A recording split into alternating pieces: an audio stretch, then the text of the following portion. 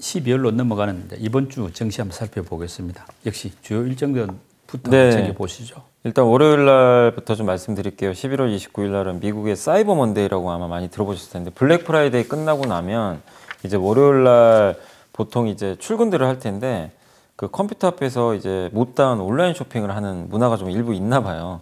그래서 이제 그걸 빗대서 사이버 먼데이라고 하는데 그것도 이제 매출이 꽤 나온다고 하니까 한번 체크를 해보시고 SK텔레콤 주주분들은 이제 인적 분할이 끝나고 재상장을 하게 됩니다. 그래서 텔레콤하고 이제 그 스퀘어로 나눠 상장하니까 체크를 해보시고 그 다음에 11월 30일 날은 이제 중국의 11월 제조업 서비스업 PMI 지표가 발표가 되고요.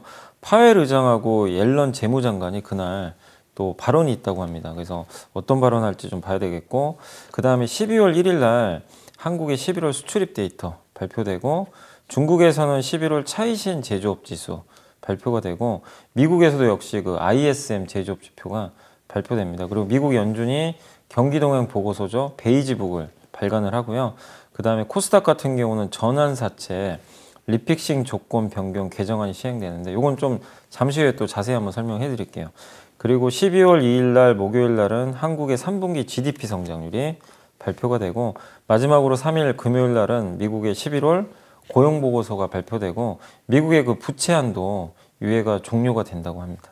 그리고 이번 주 증시에서도 주목할 만한 변수들이 있을 텐데요. 어떤 것들일까요? 지난주에 그 추수감사절이었으니까 이제 블랙 프라이데이 매출 결과가 아마 나올 거예요. 예년보다 좀 괜찮았는지 그 매출 결과를 한번 살펴보시고 왜냐하면 미국의 소매 판매가 좋을 때 우리나라도 증시가 괜찮았어요. 항상 좀 체크를 해보시고 그 다음에 이제 아까 SK텔레콤 인적 분할 얘기를 한번 해드렸는데 좀 약간만 설명드리면 SK텔레콤하고 SK스퀘어 두 개로 나눠져요. 그래서 아마 이제 지금 평가하기로는 시가총액이 좀 둘 다 저평가됐다라는 분석이 있으니까 한번 그 월요일 날 만약에 재개장을 했을 때 좀 주가 오르는지도 한번 체크를 해보시면 좋을 것 같고 그 다음에 이제 파웰 의장하고 옐런 재무장관이 이제 발언을 하기로 좀 예정이 돼 있는데 요새 갑자기 너무 긴축적인 스탠스로 바뀌어가지고 과연 어떤 의도가 좀 있었는지 발언에서 한번 좀 주목을 해보시면 좋겠고 우리나라 이제 11월 수출 데이터 발표가 1일 날 되잖아요.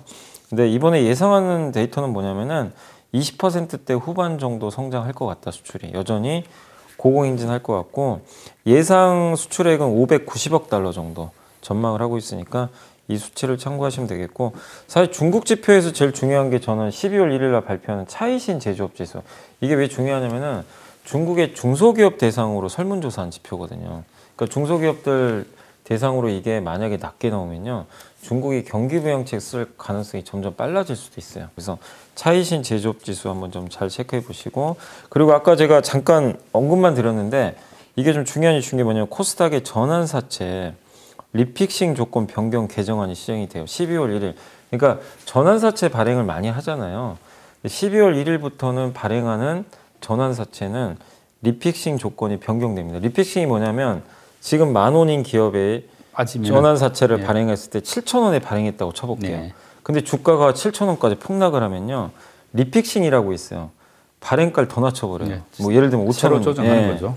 그러면은 전환사채를 받아가는 사람들 입장에서는 사실 빠지길 바래요. 무조건 좋으니까. 네. 왜냐하면 더 싸게 받는 데다가 주식수가 더 늘어나요. 받는 게. 주주는 짜증나죠. 주주들은 완전 피해를 봐요. 예. 그래서 이제 이런 것들 때문에 이번에 개정해가지고 그 주가가 만약에 이제 내려갔다가 올라가면 옛날에는 리픽싱 가격을 낮췄으면 그대로 그냥 끝나는데 12월부터는요 올라가면은요 발행가도 같이 따라서 올라가야 돼요. 이게 규정을 바꿔버렸어요. 그렇게 되면은 전환사채 발행이 굉장히 급격히 줄 수가 있어요. 그래서 실제로 진짜 참 좀 저는 좀 기분이 그렇더라고. 지난주에요. 코스닥 기업들이요 정말 전자공실 제가 체크해봤거든요. 전환사채 발행이 엄청났어요. 네. 막차 타려고. 예. 예, 그게 좀 너무 많았어요. 근데 어쨌든 이제 그 12월부터는 이게 시행이 되니까 아마 전환사채 발행은 굉장히 감소할 수 있다.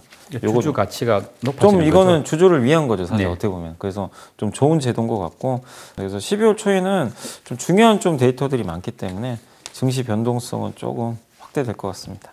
지금 뭐 글로벌 증시의 최대 악재라면 이제 원자재 발 물가 상승인데요. 미국하고 또 한중일, 영국, 인도까지 해가지고 비축유를 방출하자. 네. 바이든 대통령의 제안에 따라서 한 6개국 정도가 동참을 하게 된다고 하는데 이렇게 되면은 이제 본격화되면은 유가도 좀 내리고 인플레도 좀 완화되고 이런 그림이 되면은 좋은데 또 산유국들은 뭐 반발을 하고 있어가지고 지금 어떻게 될지 어떤 시장의 평가는 어떻게들 보고 있나요? 이게 또 빌미가 됐던 게 원래 내년 1, 2월 달에 추가 증산이 좀 예정은 돼 있었어요. 근데 비축유로 이렇게 방출해버리면 오펙이 이걸 밀어버릴 수도 있어요. 너네 방출했지 않냐. 굳이 근데 우리가 뭐하러 증산을 해? 그래서 실제로 비축유 방출 결정이 일어난 날 유가가 급등해버렸어요. 2%. 그러니까 미리 반영된 것도 있는데 이 정도 가지고는 오펙의 이 지금의 상황을 바꾸기 어렵다. 그래서 원유 증산 관련해가지고 이 비축유 방출만 가지고는 사실은 좀 유가 강세를 막기는 어려운데 그래도 저는 이걸 나쁘게 보지는 않는 게 그래도 상단을 막을 수는 있는 거거든요. 예. 막 급격하게 올라가는. 근데 비축유 방출했다고 유가가 급나가는 거는 쉽지는 않을 것 같아요. 근데 유가가 급나갈 수 있는 가장 큰 변수로는 많은 분들이 꼽으신 게 이란과의 핵협상이라고 하더라고요. 그러니까 이란과 핵협상을 해가지고 이란이 진짜로 경제 제재가 풀리잖아요. 이란이 제가 알기로는 세계 4위 정도 되는 걸로 알고 있어요. 그 산유국 중에 굉장히 많아요. 거기서 또 가스도 많이 생산되고, 그러니까 원유랑 가스가 대규모로 만약에 생산이 돼서 해외로 수출이 돼버리면 사실은 진짜 이게 원자재가 확 떨어지거든요. 그래서 가장 결정적인 거는 이란과 이제 이란 제재 해제인데 이건 뭐 미국이 결정한 문제니까 뭐 우리가 알 수는 없지만 비축유만 가지고는 사실은 좀 크게 뭔가 반전을 이뤄내기는 좀 어렵다는 게 좀 중론인 것 같습니다. 그러니까 삼성전자 이제 미국 파운드리 새 공장 부지로 이제 텍사스주 테일러로 결정이 됐는데요. 뭐 이렇게 되면은 삼성전자가 파운드리 분야에서 좀 도약이 된다 이런 기대감이 있는데도 불구하고 막상 그 확정이 발표되고 공시가 되니까 주가는 그때부터 계속 부러져 버리더라고요. 네. 왜 그럴까요? 이게 이 뉴스 나오기 전부터 도장 찍는다 이미 다 알고는 있었잖아요, 사실. 네. 그러니까 새로운 뉴스는 사실 아니었어요. 우리가 몰랐던 뭐 깜짝 이벤트가 있었던 건 아니다 보니까 주가에 임팩트 있게 좀 반영은 안 했던 것 같고, 그리고 이제 많은 분들이 또 확인하고 싶은 게 공장을 지은 건 좋은데 메모리랑 다르게 메모리는 매일 찍어내잖아요, 반도체를. 근데 파운드리는 매일 찍어내면 안 되고 주문 받고 찍는 거잖아요. 이 파운드리라는 게. 고객사를 누구로 확보했냐. 이게 좀 확인하고 싶은 것 같아요. 미국에 지었다는 거는 미국 고객 같은데 그냥 자질구레한 고객들 말고 뭐 구글이나 아니면은 뭐 퀄컴이나 AMD, 엔비디아 굵직한 회사들을 확인하고 싶은데 사실 이거 아직은 알려줄 수가 없습니다. 네, 삼성이 알려줄 일 만무하고 추측할 수밖에 없는데 계속 언론에서 뉴스는 나와요. 아, AMD랑 한 것 같다, 뭐 퀄컴 같다. 근데 아직 모릅니다. 그러니까 약간의 그런 좀 확인하고 싶은 심리. 근데 뭐 아직은 우리가 알 수 없다 보니까 약간 좀 불안한 것도 일부 있거든요. 그래서 이런 것들이 좀 겹치면서 주가가 좀 부진했던 것 같아요. 그리고 또 한 가지가 이건 펀더멘털은 아니고요. 수급 때문에. 외국인은 사는데요. 기관 투자가 너무 많이 팔더라고요. 연기금 뭐 이런 쪽에서도 삼성전자 주가 올라오니까 계속 비중을 좀 줄여놓고 있어요. 그래서 이거는 반도체가 나빠서라기보다는 기관의 뭐 이유는 제가 잘 모르겠습니다. 근데 기관들이 외국인이 매수하는 거에 반대편에 서가지고 그 이상의 물량을 지금 계속 내놔요. 그러니까 그래서 삼성전자에 좀 상단이 좀 제한되면서 빠진 게 아닌가라고 추측은 하고 있습니다. 그리고 삼성전자가 새로운 공장을 지으려면은 뭐 소재, 부품, 장비 업체한테는 뭐 아주 장기 호재지 않습니까? 네네네. 지금부터 기회가 온 셈인데 소부장들 주가도 반짝하다가 또 지금 약간 부진하더라고요. 네. 뭐 뉴스에 팔아라 그것 때문인지 모르겠는데 이유가 도대체 뭔지 궁금합니다. 약간 뭐 뉴스에 팔아라도 있어요. 왜냐면 이제 비메모리 쪽에 속해 있는 장비나 소재 회사들 주가가 사실 어떤 기업은 신고가 난 것도 있어요. 반도체가 되게 안 좋았는데도. 그래서 일부 반영돼서 세론 뉴스, 그러니까 뉴스에 팔았다 이런 현상도 좀 일부 보이긴 보였는데 저는 개인적으로 그건 너무 제 생각은 그래요. 개인적으로는 너무 소탐대실할 것 같다. 왜냐면 반도체가 우리나라가 D램과 이제 파운드리 두 축인데 D램은 사실 투자 많이 안 합니다. 옛날에 그래도 어느 정도 투자는 매년 해요. 유지를 하는 거지 아예 안 하는 건 아니거든요. 근데 D램에서 엄청나게 늘진 않아요. 근데 이제 도장을 찍었기 때문에 그리고 이재용 부회장이 직접 언급했잖아요. 파운드리 투자 많이 할 거라고 비메모리. 파운드리 그러니까 비메모리는 두 개예요. 수주 받아서 하는 그 파운드리가 있고 삼성이 만드는 그 시스템 반도체. 뭐 이런 스마트폰에 들어가는 뭐 여러 가지 모바일 칩 이런 것들 이름이 엑시노스 2200 같은 건데 그런 것들도 이제 생산을 하거든요. 이쪽에 집중 투자하겠다고 언급을 했어요. 그러면 여기에 관련된 소부장 기업들은 투자 사이클에 있어서 이제 시작이잖아요, 사실은. 근데 이런 걸 하기 위해서는요, 장비 투자가요, 무려 30조 원이 들어가야 되는데 장비만. 그리고 장비 외에 또 인프라 있죠. 다양한 인프라를 깔아줘야 되거든요. 그것까지 하면 50조가 들어갑니다. 네. 그러니까 정말 이거는 빅사이클에 온 거예요. 특히 파운드리 쪽에서, 비메모리 쪽에서. 근데 단지 이제 뉴스 나왔다고 파는 거는 너무 좀 짧게 보시는 것 같아요. 그래서 소부장 기업들 중에서 비메모리 매출 비중이 높은 기업들, 그리고 특히 이제 후공정 이런 쪽에 대해서는 여러분들이 한번 너무 짧게 보지 마시고 오히려 그 세론 뉴스 나와서 빠지잖아요. 그러면은 좀 비중을 늘려보시는 것도 좋지 않을까 생각하고 있습니다. 그리고 자동차 쪽을 보면은 차량용 반도체 부족 이게 좀 문제가 있는데 좀 앞으로 좀 완화된다 이런 내용도 있고 또 내년 글로벌 자동차 시장도 이제 내년에는 네. 6% 성장한다 이런 전망이 나왔으니까 뭐 호재인데 최근에 자동차주들은 계속 부진하지 않습니까? 네, 너무 부진하죠. 앞으로는 좀 달라질까요? 이게 참, 그러니까 이것도 우리나라 반도체 자동차가 시원하게 가질 못하는 이유 중에 하나가 아까 뭐 수급도 있는데 못 믿는 것 같아요. 그러니까 자꾸 이게 좀 믿어주면 좋겠는데 한국의 삼성전자 파운드리 성공할까? 현대차 지금 모빌리티 성공할까? 약간 이제 이런 거 있잖아요. 그런 거에 대해서 좀 의구심이 일부 있는 것 같고 그리고 약간 이제 이번에 제 생각인데요. 현대차 주가가 좀 빠졌던 이유가 정의선 회장이 그 발언을 좀 했더라고요. 전기차 미국에 이제 공장을 짓긴 지어야 되는데 내년에 생산할지 내후년에 생산할지 그 답변을 좀 약간 회피했어요. 그러니까 시장에서는 공장 짓고 내년에 뭐 아이오닉 5나 전용 전기차를 생산을 하기를 원하고 있는데 확답을 안 해버린 거죠. 내후년에 할 수도 있거든요. 그러다 보니까 이건 좀 너무 늦는 거 아닌가. 왜냐하면 미국 시장도 지금 사실 미국에 중국은 못 가는데 미국은 노리는 사람 자동차 회사가 정말 많잖아요. 폭스바겐도 있고 미국의 빅2, GM, 포드. 거기다 우리가 도요타 솔직히 지금 요즘에 전기차 안 한다고 무시하지만 도요타는 압도적인 세계 1등 회사예요. 자동차 생산량은. 내년에 또 전기차 나옵니다. 도요타도. 이런 상황에서 이 현대차가 좀 너무 안일하게 생각하는 거 아닌가. 지금 지어도 모자랄 판인데 왜 저렇게 연기할까. 그러니까 이런 것들의 속도에 대한 좀 일부 실망이 있었던 것 같아요. 그래서 지금 자동차 잘 팔리고 좋아요. 사실 반도체 공급 부족 완화되죠. 누가 봐도 분위기 좋아지는데 갑자기 혼자 빠졌어요. 다른 나라 기업들의 자동차는 좀 올라갔는데 그런 걸 본다면 현대차에 대한 속도가 좀 늦은 것 같다. 미국에 지금 빨리빨리 해줘야 되는데 이거를 좀 시장에서 좀 의심을 보이는 것 같고 여기에 대한 해답을 좀 빨리 명확하게 또 구체적인 안들을 제시를 해야 될 것 같아요. 시장이 어쨌든 지금 제일 원하는 건 내연기관차 몇 대 파는 걸 원하는 게 아니라 미국 시장에서 전기차 얼마 팔 거냐 이걸 보여달라는 거죠. 그래야 밸류를 올려주거든요. 그래서 현대차의 행보가 좀 빨라져야 저는 좀 주가가 좀 탄력적으로 추세적인 상승은 가능하지 않을까 싶습니다. 그리고 2차 전지를 한번 살펴보면은 중국 당국이 자국 내에서 이제 배터리 그 증설 경쟁 이걸 제동을 걸었다 이런 기사들이 보이더라고요. 이렇다는 것은 우리 어떤 2차 전지한테는 호재인데 요즘 주가는 또 부진하지 않습니까? 이렇게 계속 배터리 2차 전지 쪽이 좀 약세인 이유가 뭘까요? 일단 이제 2차 전지 소재는 좋은데 소재는 사실 괜찮아요. 소재 쪽은 좋은데 그 2차 전지 배터리를 직접 만드는 3사조 LG화학, 삼성 SDI, SK이노베이션 주가는 정말 안 좋다 못해 계속 연일 빠지고 있습니다. 그래서 되게 좀 부진하고 CATL이 좀 시총이 거의 300조까지 갔대요. 근데 우리나라 1등, 세계 2등 기업이죠. LG화학 시총이 지금 50조도 안 되죠, 사실은. 그러니까 너무 격차가 좀 벌어진 상황이고 그러니까 한국 기업들이 너무 좀 저평가받는 거는 사실인데 어쨌든 뭐 중국 당국이 자국의 배터리 증설 경제 제동을 건 건 되게 이건 저는 개인적으로는 좋은 뉴스라고 보고 있거든요. 왜냐하면 이제 뭐 여러 가지 이유들은 있겠는데 최근에 원자재 가격이 너무 올라가다 보니까 너무 수요가 많은 거죠. 중국 회사들이 배터리 만드는 회사들이 난립한 게 200개 정도 되나 봐요. 되게 많아요.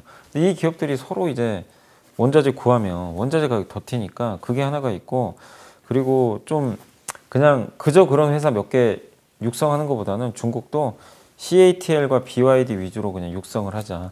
이런 좀 정책인 것 같아요. 그냥 확실히 그냥 월드 클래스급만 키워보자. 이렇게 해서 무분별한 경쟁에 제동을 건 것 같습니다. 그러니까 이러면 이제 시장이 재편되고 중국에서도 몇 개만 딱 그냥 압축이 될 것 같아요. 사실 이거는 우리나라한테도 나쁘지 않죠. 그러면 공급 과잉 이슈가 좀 줄어드니까. 그리고 배터리 단가가 이렇게 되면 급격히 낮아지질 않아요. 네. 그럼 배터리 만드는 업체 입장에서는 수익성도 개선될 수 있기 때문에 되게 좋은 뉴스인데, 다만 한국 기업들은 지금 어쨌든 너무나 힘을 못 받고 그 결정적인 배경은 분할 때문인 것 같아요. SK 이노베이션도 그렇고 LG화학이 이제 1월 달에 네. 배터리 기업 이제 상장을 이제 하기로 결정을 했잖아요. 예, 솔루션이. 그래서 1월 말로 예정돼 있는데, 그러다 보니까 이제 기존 뭐 주주분들 가치는 훼손되고, 또 투자자 입장에서도 뭐 굳이 LG화학 사는 것보단 기다렸다 에너지 솔루션 사자, 이러다 보니까 한국의 이런 대표적인 기업들이 좀 힘을 잃은 것 같고, 거기다가 실적도 CATL에 비해서는 아직은 좀 부진해요. 실적 자체가 경쟁사인. 근데 그래도 요즘에 나오는 얘기는 뭐냐면 내년도에는 한번 기대해 볼 만하다. 특히 내년도에 SK 이노베이션도 흑자 전환이 예상이 되고 수주도 계속 늘어나고 있기 때문에 그런 물량들이 내년부터 본격적으로 그 실적에 반영이 되니까 결국 좀 시간의 문제는 아닌가, 이렇게 보고 있습니다. 그래서 당분간 좀 부진한 건 어쩔 수 없는데 2차 전지에 대해서는 아직은 뭐 우리가 부정적으로 볼 필요는 전혀 없다라고 생각을 하고 있습니다. 그리고 NFT 호재는 이제 게임주들이 주가가 많이 올랐다가 좀 다시 조정을 받았는데요. 그렇다면 게임주 이런 다시 한번 진입할 만한 기회가 된 건지, 아니면 NFT도 아직은 확인된 건 아니니까 조금 기다려보고 가는 게 좋을지, 이사님 생각은 어떤 쪽입니까? NFT는 조금 지금은 지켜보셨으면 좋겠어요. 지금 왜냐면 다들 워낙 많이 올랐고, 그리고 많은 분들이 이제 관심을 많이 갖다 보니까 주가도 좀 부담스러울 정도로 고공행진을 하고 있어서 지금 들어가는 거는 타이밍상 너무 늦은 것 같아요. 그러니까 마치 올해 1월 달에 삼성전자가 엄청 고공행진을 했던 것처럼 게임주도 지금 약간 그런 비슷한 상황이거든요. 근데 게임주가 물론 여기서 뭐 NFT를 기반으로 해서 실적을 보여주고 이러면 더 달려가겠지만, 그거를 지금 당장 알 수가 없는 게요. NFT 기반의 게임은 지금 나온 게 거기 위메이드의 미르4 정도거든요. 나머지 회사들은 지금 내년에 출시가 예정돼 있어요. 그럼 그거 성과 확인하려면 몇 달은 더 필요하잖아요. 그렇기 때문에 확인 과정이 있어야 된다는 측면에서 게임주를 지금 이렇게 높은 자리에서 들어가는 거는 저는 개인적으로는 지금은 좀 반대 입장이고, 다만 흔들릴 텐데 특히 삼성전자나 대형주가 만약에 가면 게임주가 한번 또 빠질 거예요. 근데 그럴 때는 저는 담아봐도 될 것 같아요. 조정이 나올 때. 왜냐하면 NFT 같은 경우는 이제 이미 시장의 주류로 인정을 받기 시작을 했어요. 그리고 이미 위메이드란 게임 회사가 이걸 통해서 성과를 냈기 때문에 아, 이거 되는구나. 많은 사람들이 인정을 하기 시작했거든요. 그래서 주류가 될 것 같은데, 다만 게임주 하실 때 아무 게임 회사가 나 NFT 하겠습니다 한다고 성공하는 게 아니에요. 전 세계나 우리나라에서 많이 알려진, 누가 봐도 인정할 수 있는 그런 게임 IP를 갖고 있는 회사들 있잖아요. 대표적인 게 NC소프트의 리니지, 뭐 크래프톤의 배틀그라운드, 펄어비스의 검은 사막, 뭐 이런 회사들 정도는 누가 봐도 전 세계인이 봐도 딱 인정하는 브랜드잖아요. 그러니까 그런 브랜드를 가지고 게임을 만들어서 NFT화 해가지고 돈 버는 건데, 그냥 갑자기 전혀 듣지도 못하는 회사가 갑자기 나와가지고 게임 만들어서 우리 NFT 하겠습니다. 이래가지고 이거 성공할 수도 있는데 가능성은 솔직히 그렇게 높진 않거든요. 네. 그래서 게임주를 보실 때도 대형주로 저는 좀 압축을 하셨으면, 그러니까 누가 봐도 알만한 그런 대형주로 압축을 해서 조정 시에 담아보는 그런 전략이 좀 필요하다고 생각합니다. 이제 12월 증시가 본격화되는 셈인데요. 뭐 짧게는 이번 주 증시, 좀 길게는 연말, 연초까지 이렇게 볼 때 좀 주목해 볼 만한 업종이 있다면 어떤 것들일까요? 일단 저는 그래도 지금 요새 제가 보고서 연간 전망을 많이 보면서 느꼈던 게, 가장 공통적으로 얘기하는 게 내년에 스마트폰 업황이 좀 괜찮아질 것 같다. IT 부품 회사들이죠. 이쪽 업황이 좀 좋아질 것 같은데, 지난주에 발표됐던 10월달 그 스마트폰 중국 데이터가 드디어 성장을 보였어요. 계속 역성장했었어요, 매월. 근데 지난달에는 그러니까 10월달 데이터입니다. 이게 이제 전월 대비해서 한 13%, 아이폰 제외해도 13%가 증가를 했대요. 원래 중국에서 아이폰이 되게 잘 팔리잖아요. 그래서 아이폰을 제거하고 봤는데 그럼에도 불구하고 잘 팔렸고, 그리고 내년도에는 삼성전자도 출하량 목표치를 올려버렸어요. 스마트폰 전망치를. 그래서 올해 내내 좀 안 좋았던 스마트폰 섹터, 특히 뭐 카메라 회사라든가 이런 섹터들이 내년도 또 올해 12월도 괜찮을 것 같아요.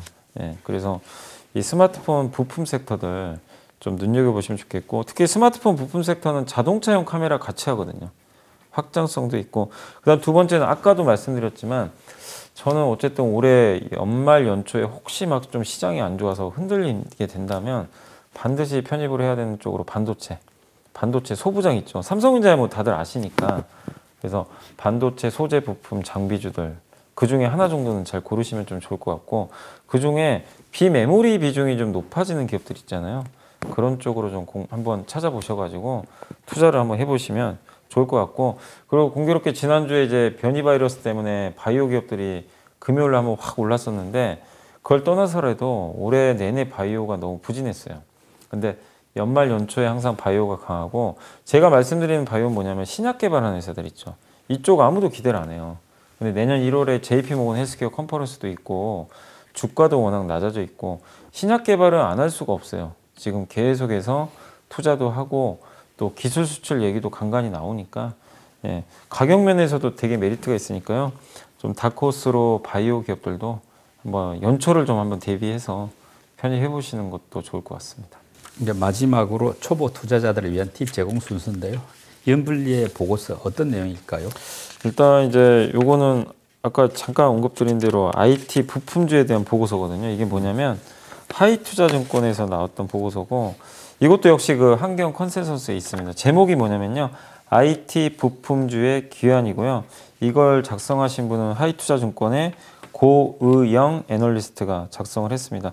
여기서 말하는 IT 부품주가 뭐냐면 MLCC, 아까 말씀드린 카메라 모듈, 그 다음에 반도체 그 PCB라고 기판, 예, 기판이 있고, 그다음 폴더블 폰, 요 네 개를 여기 딱 적어놨어요. 그래서 이 내년도의 그림이 되게 좋을 것 같아서 한번 공부를 해보시고, 이게 이 고위형 애널리스트만 좋게 보시는 게 아니라 요새 IT 담당하시는 애널리스트 분들이 대부분 다 이쪽 파트를 다 좋게 보더라고요.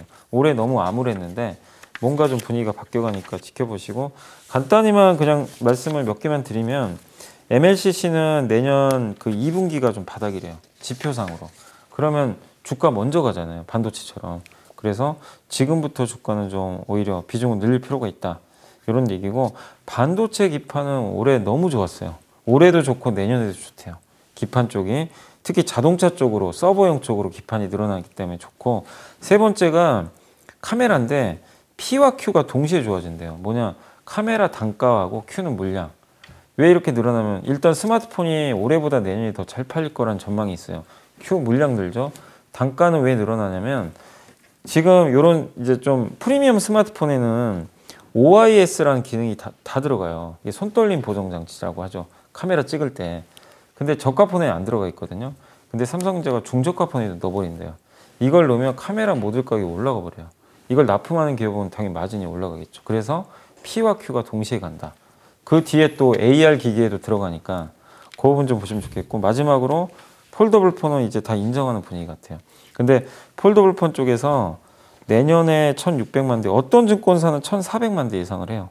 근데 다 다른데 기본적으로 1,500만 대까지 나올 것 같고, 23년에는 3,000만 대 예상을 하는데 내년에도 아마 흥행을 할 것 같아요. 가격도 더 낮추면서.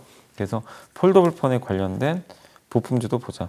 근데 제가 이거를 계속 좀 말씀을 드린 이유가, 여기서만 이걸 얘기한 게 아니라 IT 부품주는요, 대부분 애널리스트들이 다 좋게 지금 요새 발언들을 하고 있어요.